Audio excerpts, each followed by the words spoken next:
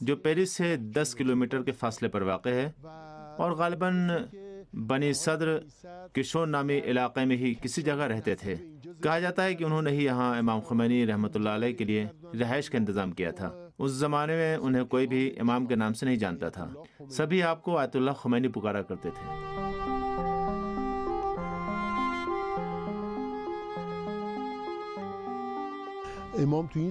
امام یہاں اس بلڈنگ میں رہائش پذیر تھے۔ مجھے ٹھیک سے نہیں معلوم کہ آپ کا گھر کس منزل پر تھا۔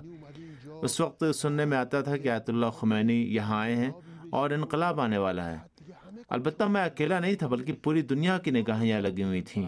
یہاں روزانہ ہی لوگوں کا تانتا بندھا رہتا تھا۔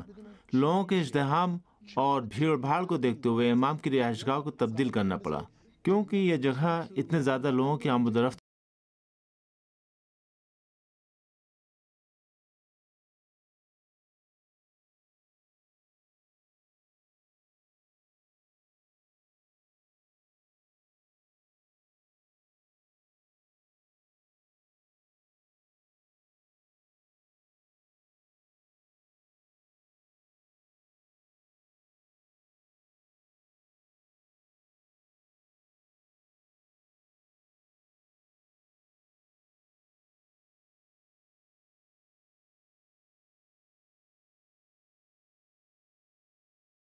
کرتا تھا، اور میں نے مساجد کے بارے میں ایک دستاویزی فلم پر کام شروع کیا تھا۔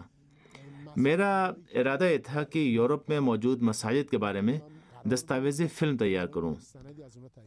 میں اسی مقصد سے فرانس آیا تھا۔ یہ کیمرہ بھی میں اپنے ساتھ ہی لایا تھا۔ یہ کیمرہ گزشتہ 36 برسوں سے میرے ساتھ ہے۔ شروع میں اس علاقے میں لوگوں کی آمد و رفت زیادہ نہیں تھی۔ میں کسی مشکل کے بغیر فوٹوگرافی کر لیا کرتا تھا۔ امام خمینی اس گھر سے باہر آتے تھے اور یہاں پر آ کر نماز پڑھا کرتے تھے، اور پھر دوبارہ اپنے گھر واپس چلے جایا کرتے تھے۔ شام کو پھر آتے تھے اور یہاں بیٹھ کر لوگوں سے گفتگو کیا کرتے تھے۔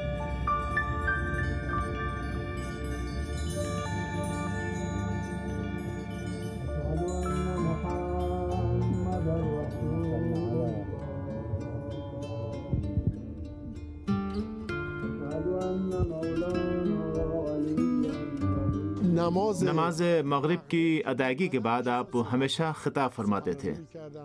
اخباری رپورٹر آ کر آپ سے انٹرویو کرتے تھے اور آپ بھی صحافیوں سے گفتگو کیا کرتے تھے۔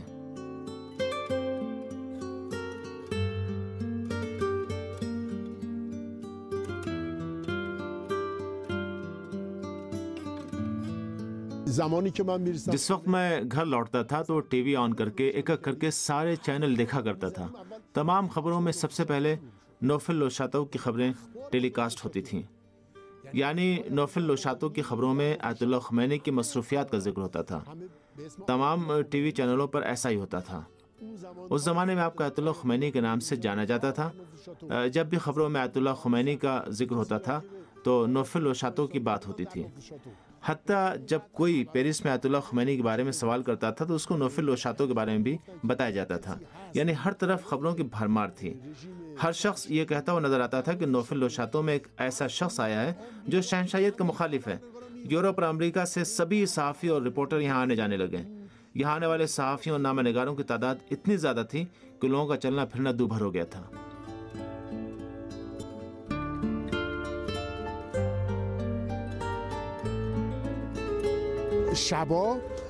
رات کو یہاں کھانے میں لوگوں کو عام طور پر ابلے ہوئے آلو اور انڈے دیے جاتے تھے۔ کھانے گوشت وغیرہ اس لیے نہیں ہوتا تھا کہ اس زمانے میں یہاں حلال گوشت نہیں ہوتا تھا، اسی وجہ سے آلو اور انڈوں سے لوگوں کی پذیرائی کی جاتی تھی۔ صحافی حضرات بہت ہی تعجب سے پوچھتے تھے کہ یہاں کھانا بھی دیا جاتا ہے۔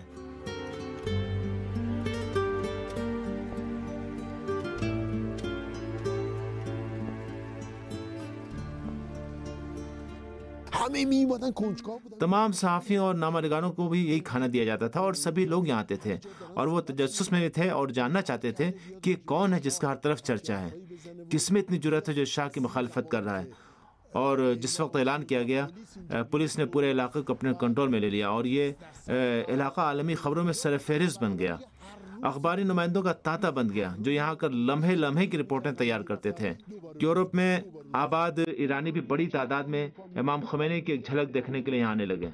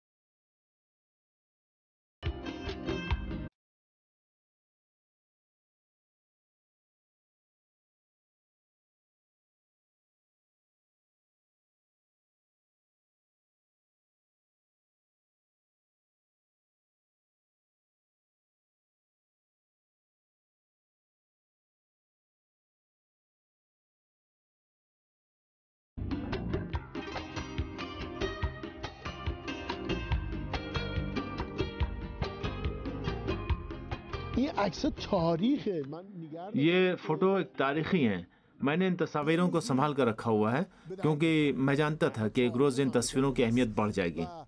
بہرحال یہ ہمارے ملک کی تاریخ ہے۔ ان تاریخی تصاویر میں جو فوٹو مجھے سب سے اچھا لگتا ہے وہ اس وقت کا ہے جب امام نے بختیار کو انتباہ دیا تھا، چونکہ بختیار نے ایئرپورٹ بند کر دیا تھا اور کہا تھا کہ میں ہرگز امام خمینی کو ایران آنے نہیں دوں گا۔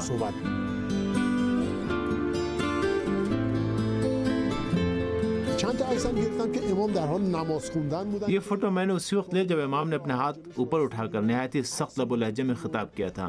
کچھ ایسے فوٹو ہیں جن میں امام خمینی نماز ادا کر رہے ہیں۔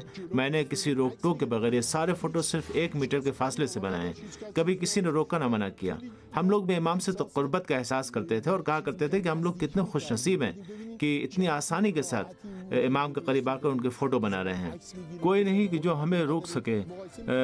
امام کا دیگر بڑی شخصیات کے ساتھ مقایسہ کرتے تھے کہ جن کے قریب جانے کا کوئی تصور نہیں کر سکتا، لیکن ہم صرف 1 میٹر کے فاصلے سے تصویریں بناتے ہیں۔ حتیٰ جب امام خطاب کرتے تھے تو ہم ان کے سامنے 2 زانو ہو کر بیٹھ جاتے تھے اور کافی دیر تک آپ کی گفتگو اور ارشادات سنتے رہتے تھے۔ میں بھی رات کو دیر سے گھر جاتا تھا اور صبح واپس لوٹتا تھا اور دوبارہ تصویر بنانا شروع کر دیتا تھا۔ سب لوگ مجھ سے سوال کرتے تھے کہ ہم یہ کس طرح تصویریں آپ سے لے سکتے ہیں، کیا طریقہ کار ہوگا۔ میں جتنے بھی فوٹو لیا کرتا تھا اگلے دن ان کے پرنٹ بنوا لیا کرتا تھا۔ میں نے ایک میز لی اور اس پر سارے فوٹو رکھنے شروع کر دیے۔ جو بھی وہاں آتا مجھے آرڈر دیتا، میں اس سے صرف پرنٹ کے پیسے لیا کرتا تھا اور یہ تمام فوٹو میرے البم میں موجود ہیں۔ سب لوگ جو یہاں امام سے ملنے کے لیے آتے اس بات پر بہت خوش تھے کہ وہ امام کے ساتھ اپنا یادگار فوٹو بنوا کر اپنے ساتھ لے جاتے ہیں۔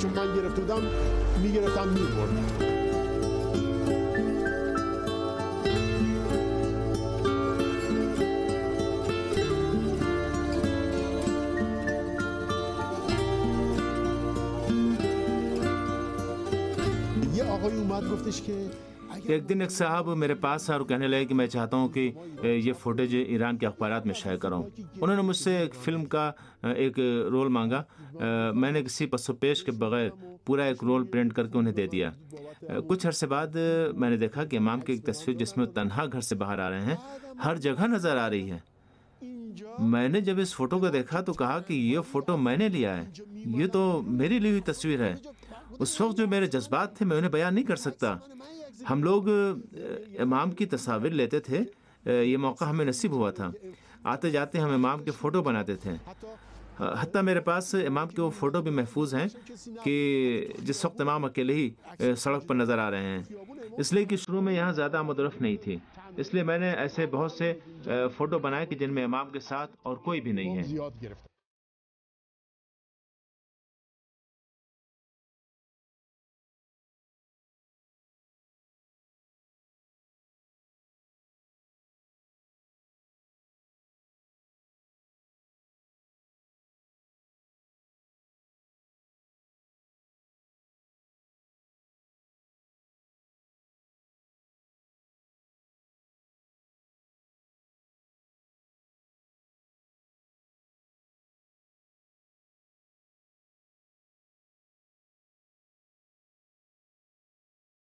پلیس فرانسه انقدر فرانس کی پولیس کی بہتات تھی اور انہوں نے تمام راستے بند کر دیے تھے. جس وقت امام نماز کے لیے آیا جایا کرتے تھے تمام راستے مسدود کر دیے جاتے تھے اور پولیس اہلکار امام کو اپنی حفاظت میں لاتے لے جاتے تھے. یعنی چند محافظ ہمیشہ امام کے ساتھ رہتے تھے. امام کی سخت حفاظت کی جاتی تھی اور امام کی شدید حفاظت ہوتی تھی. شد از امام.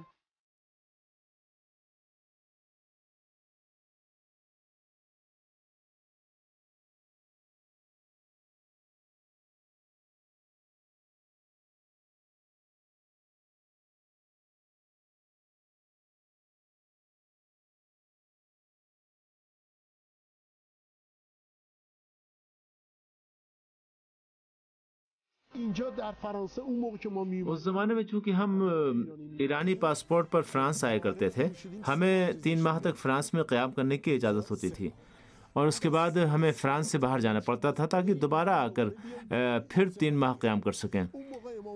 جب امام یہاں آئے تو انہیں بھی 3 ماہ سے زیادہ قیام کی اجازت نہیں دی گئی، لیکن بعد میں ہم نے سنا کہ فرانس کے وزیر داخلہ اور صدر کے حکم پر امام اور ان کے ساتھ آنے والوں کے قیام کی مدت میں بیرون ملک جائے بغیر ہی توسیع کر دی گئی ہے.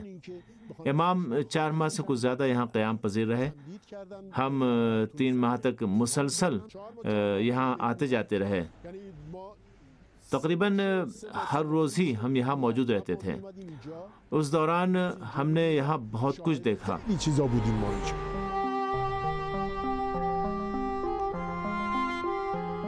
من با این دوربین میں نے اس کیمرے کی مدد سے یہ تمام مناظر محفوظ کیے. البتہ اس فوٹو میں میں بھی موجود ہوں جو کسی اور نے لیا ہے. من اینجا هستم. یہ میں ہوں اس جگہ. بعد یہ امام کے ایسے فوٹو ہیں جو خیمے کے اندر ہیں. بله داخل چادر بوده. ہاں یہاں اندر خیمہ موجود ہے. یہ گھر ہے جس کی پولیس 24 گھنٹے حفاظت کرتی تھی. محافظت میکرد. یہاں مظاہرے کی تصویر ہے. هادی غفار.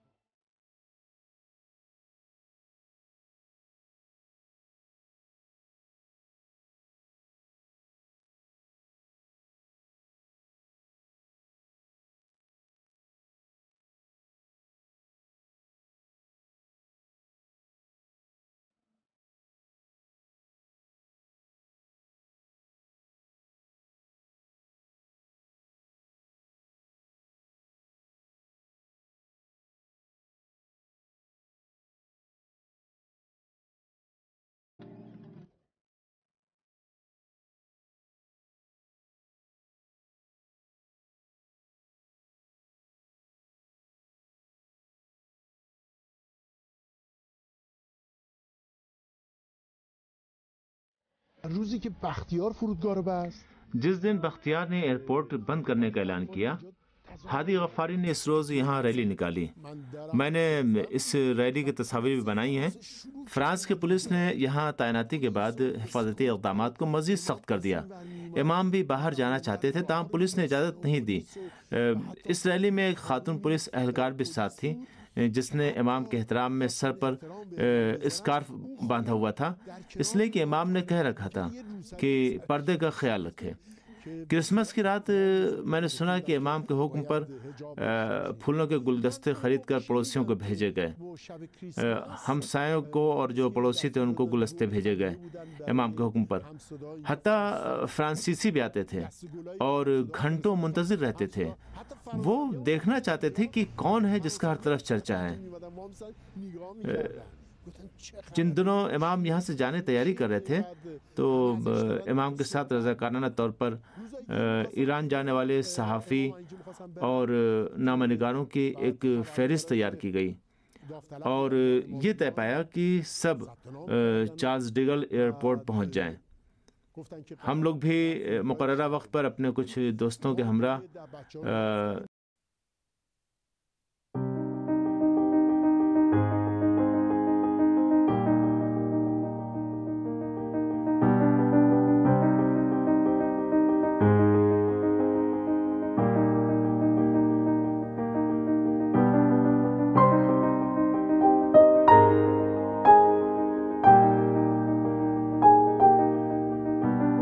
انٹرنیشنل ایئرپورٹ کا ٹرمینل نمبر 1 ہے۔ ہم لوگ نوفل لوشاتو سے شام کے وقت ایئرپورٹ کے لیے نکلے۔ کافی وقت لگا یہاں پہنچنے میں۔ رات کے اندھیرے میں ایئرپورٹ پہنچے۔ یہاں کر ہم نے دیکھا کہ کچھ لوگ یہاں کھڑے ہیں اور ہادی غفاری کے ہمراہ مل کر نعرے لگا رہے ہیں۔ ایئرپورٹ کے اندر در و دیوار پر شہداء کی تصاویر چسپاں کر دی گئی تھیں اور لاؤنج میں کچھ ایرانی بھیڑ لگائے ہوئے تھے، گویا مظاہرے کر رہے تھے۔ مجھے اچھی طرح سے یاد ہے کہ ایک شخص